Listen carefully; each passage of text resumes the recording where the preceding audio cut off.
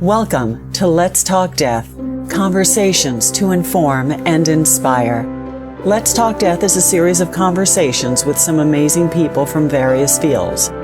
Our goal through these conversations is to normalize, educate, and demystify the taboo around death, dying, and the journey of grief.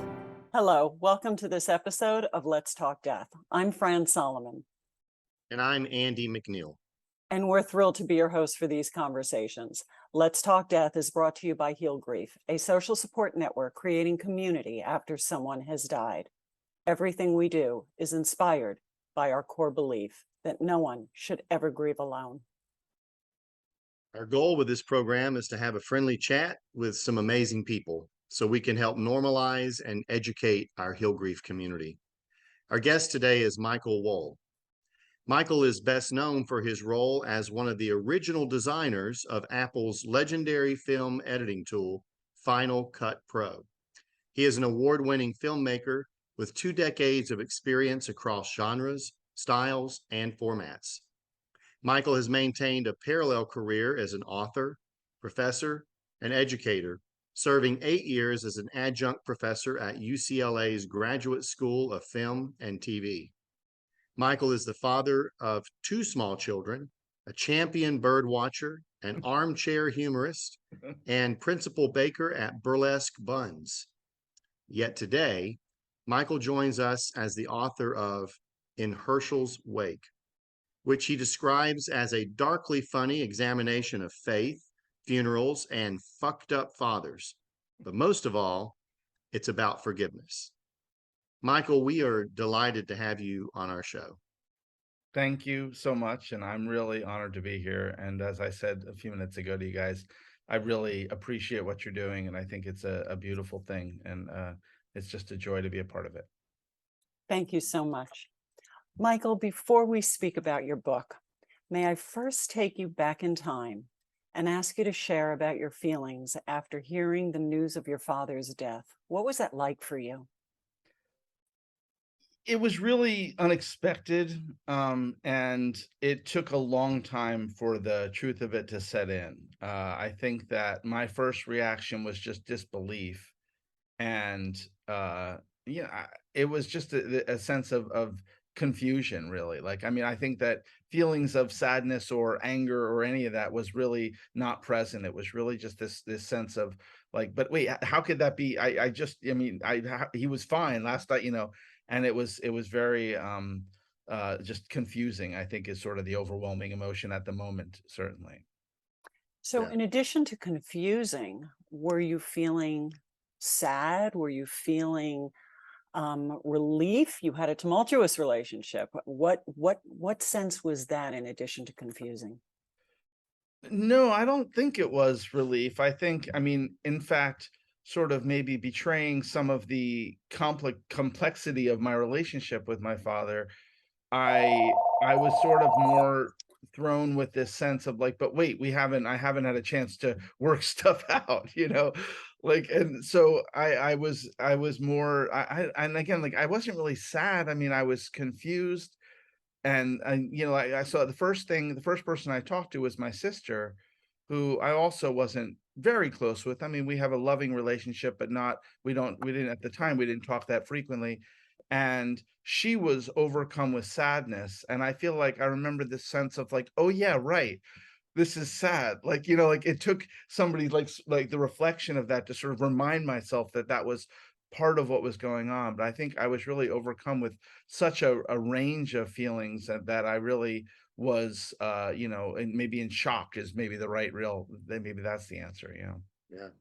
I've had so many people over the years that the way they've described it to me is whatever the relationship was with the person, they've said, I wasn't finished. Like I wasn't finished with that relationship, like, wait a minute, I thought there would be more time, or, all of those things that are part of that. Yeah. Yeah, it's funny because I actually thought I had been finished. Like I had a few years before this, I had sort of made up my mind that I was going to stop fighting with him and stop trying to fix him or trying to make him understand. I had sort of thought I had given that up. And then yet in this moment of recognizing that there was no more opportunity, I was sort of flushed with this feeling of, but wait, Yeah. Yeah. I get it. I get it. One of my favorite authors said, I think when it comes to all death, again, no matter what the relationship is, we run out of time. Like we may not even know that we needed that extra time. We don't know it until we don't have it. But yeah, yeah. So I believe you were estranged with your siblings. What was it like reconnecting with them? Well, so as I mentioned, my sister and I weren't estranged as much as we just weren't in a lot of touch at the time. And in other parts of our life, we had been in more frequent touch. But over the year or two before this happened, and this is now about 12 years ago, uh, 14 years ago. Uh, yeah. But over in that time, we hadn't really talked frequently, and I had sort of become angry is too strong, but sort of frustrated with her and not really feeling like we were in a good place. And I also had a half brother, my father's son with his second wife, who I knew as a baby, but they divorced when the baby was about 3, and his mom took him away. And I had had basically no touch with him since he was, a toddler. And this was about 25 years later. So I think, yeah, he was 27 or 28 at the time. And so he was basically a complete stranger. And so, being, and then, I mean, without going to every detail of how it came apart, came together, we met on this on a nearby island. So my dad was living on this remote Caribbean island, the island of St. Eustatius, is part of the Netherlands Antilles, and it was a tiny island. And the reasons why he was living there are interesting, but I'll save that. But we met on St. Martin, which was sort of the nearest international airport to there. And I remember arriving. We all came in separately, and I remember arriving and planning to meet my brother, and sort of not sure who he was. I mean, I had seen a picture, but I didn't really know what he looked like, and this weird sense of like shortness of breath, almost like, wait, I'm meeting this guy that I don't know what my relationship is with him, and I don't know anything, and we're here for this confusing, complicated thing. Anyway, and I was walking through the airport in St. Martin trying to figure out how I was going to find this guy, and I saw somebody standing 20 feet away, facing away, and his posture was so intimately familiar. It was this incredible sense of like, oh right, yeah, we're family, like this very, and that just that feeling helped bridge some of that gap a little bit. And I wow. just want to make sure we bring the audience into this. So your father's name is Herschel, and we're talking about your story in your book, In Herschel's Wake. And so you're meeting on this island, or you're gathering to this place to plan your father's funeral. So let's continue. And how did that go for you? Well, I mean, there's a lot of different pieces of it, but like the thing was, we didn't know who he knew on the island. We didn't really know anybody on this island. I had visited another island a few years previously, so I'd been to the region, but I'd never been to this one island. And all three of us sort of expected we were going to walk into a fairly familiar situation.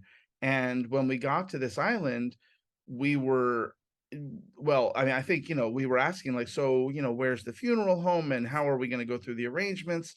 And the guy who picked us up was the owner of my dad lived in this sort of a hotel, but more like a long-term residence place for locals. There was a university on the island, and my dad was teaching at the university, and a lot of the people who lived in this little place were it's like a motel kind of, worked at the university. And so the guy who picked us up was sort of like a little bit shy, a little impatient with us, that we were like, so who's going to take care of this for us? And he was like, that's not the way things work here. Like on this island, pretty much you're on your own. Like that you guys are going to do whatever you want and we'll help you. But like, and like it came down that we needed to build a coffin, like physically build we're like, how, I don't understand. Like, And then not only that, but like dig a hole. Like, it's like, well, where do you want to bury him? Like, I don't know. Isn't there a cemetery? It's like, well, you could bury him in a cemetery, but your dad actually asked to be buried on our property. And we're like, okay, how are we going to dig a hole? And how big? And every detail, including like cleaning the body, like preparing the body for death or for burial, was like up to us. And I mean, the truth is that I actually really appreciated that. Maybe not in the moment, but shortly thereafter, I sort of really Right. appreciated the ability to be so intimately connected with the details of death.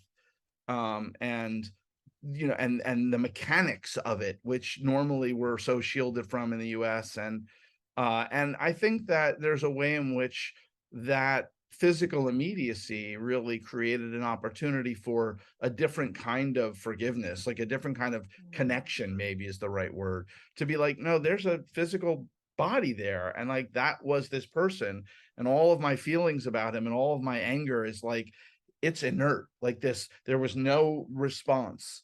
I mean, like literally in this sense of like, can he respond? Like, I'm upset, and he has, he's gone. And this really physical, visceral sense of that I think a lot of people don't have that opportunity because our funeral industry is so intent on hiding the discomfort. It's interesting you say that. We take care of infants at their birth, but yet we don't take care of our person in their death. We There mostly seems leave to it be to a bit of a strangers. yeah. It's like almost entirely left to strangers, which is so strange. And of course, many other cultures don't work that way, but for whatever reason, ours does.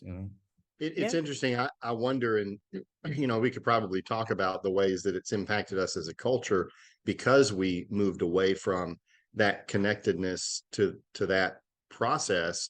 Probably 100 different ways we could talk about that, but it is interesting how we've shifted to.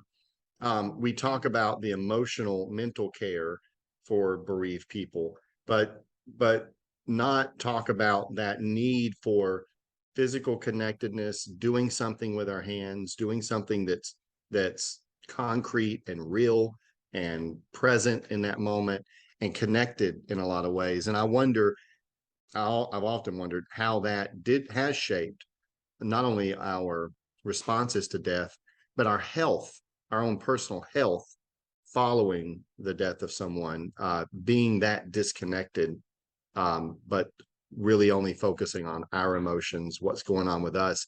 It's interesting to hear you say it, as you were like, I had all this anger, all this stuff, but here's this body. Like it's sort of like all my stuff has to wait for a minute because we have to do something here for this person, who, can't And do that and for some themselves.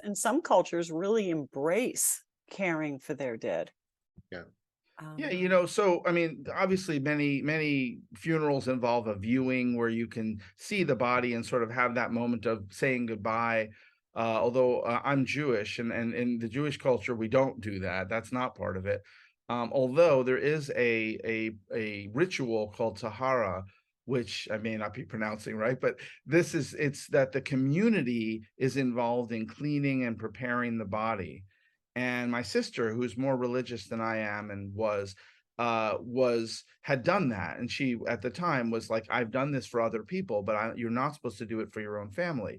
The point is that you can lean on your community, but we were in this place where we had no community to lean on, really, and so it was really up to us to do this. And my sister didn't want to do the Tahara, so my brother and I did this, and she sort of talked us through some of the ritual steps, and we tried our best to do that. But this is all written in the book. I mean, all the details of these stories, but like this, it was really one of the most amazing and profound experiences of my life, this physically manipulating the corpse of my father and being faced with like, just the banal reality of like, there's a physical being here, and of course it reminds you of your own death. And this is, I think, what I was going to say a moment ago, is that I think that one of the unfortunate problems with the way that our culture has pushed death out of our presence, out of our consciousness, the realities of it, is that we spend too much time ignoring our own mortality and all of the positive and negative that goes along with that. I was, It's I was recently at the Natural History Museum in New York with my young kids, and we were in the Ancient Egypt exhibit, which is just magnificent. And my goodness, daughter, who's 6, was really afraid of the mummies. She was really like, she knew that there was a mummy there, and she was like, really like literally covering her eyes and like, I don't want to see it.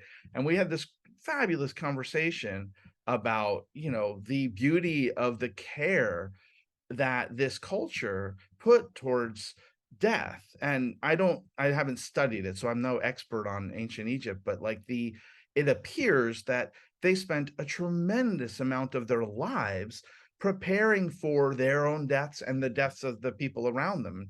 Probably only the rich people, and there's a cultural, there's a class issue which gets complicated, but like the amount of time that culture put towards the afterlife was just such a shocking contrast to our own. yeah. Yeah. It's interesting hearing you talk, and I bring this up all the time, and I am interested in your opinion because you are a filmmaker, and um, uh, we are kind of separate from death, and we don't talk about it, and it's one of those things we don't focus on. At the same time, we entertain ourselves with it, like we most really um, uh, top films somehow have a death theme to it, or someone in there is grieving. I mean, even I've talked about this, even children's movies. I won't say the name of the companies, but children's movies, all of the main characters are bereaved people, like they've had a mom die or a dad die or both, or a sibling, or it's like we surround ourselves with this theme and we entertain ourselves with it. I did a talk years ago and I titled it "Our Fascination and Fear of Death." Like, we're fascinated by it, but we also are sort of afraid of it, so we don't bring it up. We keep it at arm's length, but we do entertain ourselves and we watch lots of movies about it, so Yeah, I it's think that's interesting to a me. really good point. I think that, there is I mean, both the fact that we are avoiding it is part of why I think we're so fascinated. And I think that there is such a deep emotional charge in every human that it brings us together. It is the great unifier, right? I mean, and that's a positive about it. I'm reminded of one other story of my dad's death that also, again, is in the book, so I feel like I don't want to recap the entire detail of it. But again, we're a Jewish family, but we're on this island where there was no Jews at all. There actually is a history of Jews in the Caribbean that's fascinating on its own, but in present day there are very, very few Jewish people, certainly on this island of Statia. And they're all, the islanders are Christian, and we had this funeral, and everybody on the island came, not everybody, but like, hundreds of people or scores of people came. It's a big, beautiful event. And my sister was doing a series of Jewish prayers, and then she switched into the Lord's Prayer, or Psalm 23, I think, is the one that I won't try to recite. But everybody joined in because everybody knew it, certainly. Yeah. And that moment is, again, like one of the most beautiful, profound experiences of my life. This chorus of all these people, strangers, people we'd met over the time, over the time we were there, we became close with a number of people that we had to interact and help us with this experience. But like, just this incredible welcoming and warmth and universality. And of course, it was just it was the sound, the sound of all these voices saying the same prayer was just magnificent. And it was just, I found one of my most cherished memories. I love that So, word, that unifying of it. I am curious, you know, for most of us, we're sort of the sum of a lot of our experiences, and things happen in life, and our trajectory can be certainly reshaped or changed, or we walk away. We don't walk away from a profound experience not changed in some way. And I am curious about how this experience, like what you took away from this experience, did it change some of the trajectory of your life in any way, or how did it impact you in that way? Again, I said it was 14 years ago, and so it's now I have the perspective to look back and see what a incredibly huge shift it had for me and for my siblings. All three Yeah. of us really had significant shifts at this point, some good, some bad. And for me, I think I'd like to focus on the positive, because mostly it really was a huge positive in that accepting this death of my father, who I had all this energy I had spent so much of my life putting towards this battle with him, and relieving myself of that was incredibly freeing, and I think enabled me to move forward and build my own family. I met my wife two years later, about 3.5 years later, actually. But I met my wife then, and we now have 2 young kids, and I'm old. I mean, I'm 53, and like I think, I mean, well, to have young children, to have a 3-year-old and a 6-year-old, I'm certainly on the older side of parenthood, but like I was sure that I would never have kids. And this experience of facing my relationship with my father and coming to terms with it and finding forgiveness, which really was the key to allowing me to move on and build this family that now is, all I think about. It's a cliche, but like, the energy that I was putting towards my father, which was such negative energy, has been relieved and opened up this space for all this positive energy for me to have these relationships with these beautiful, adorable kids. And so I couldn't imagine a bigger transformation in that way.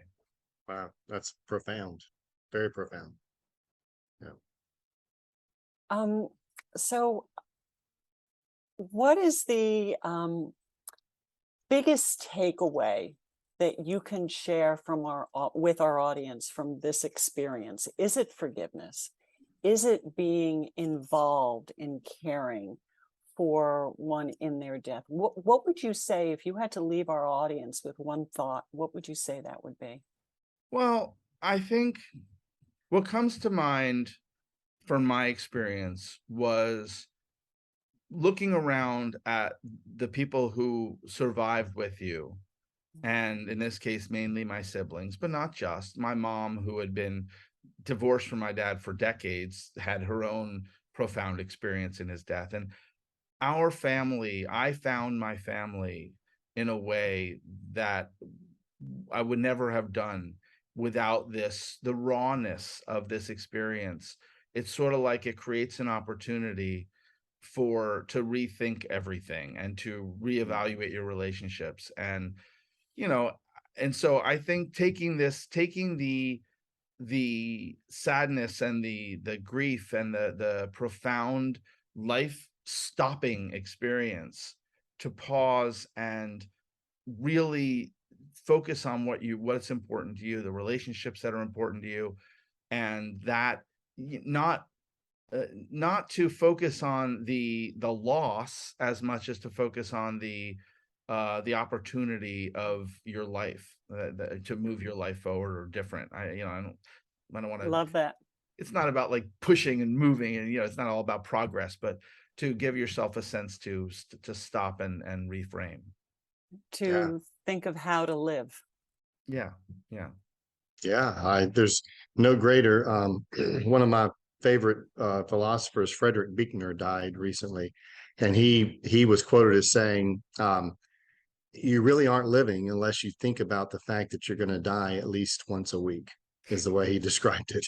And I was like, "There's something to that." The reminder that we all have so much time, I think, is a good motivator to think about our life and what that looks like. Well, Michael, we're short on time, but before we go, we did want to give you an opportunity. If our listeners want to connect with you or with your work, or with your book, or any of the above, what's the best way they can go about doing that?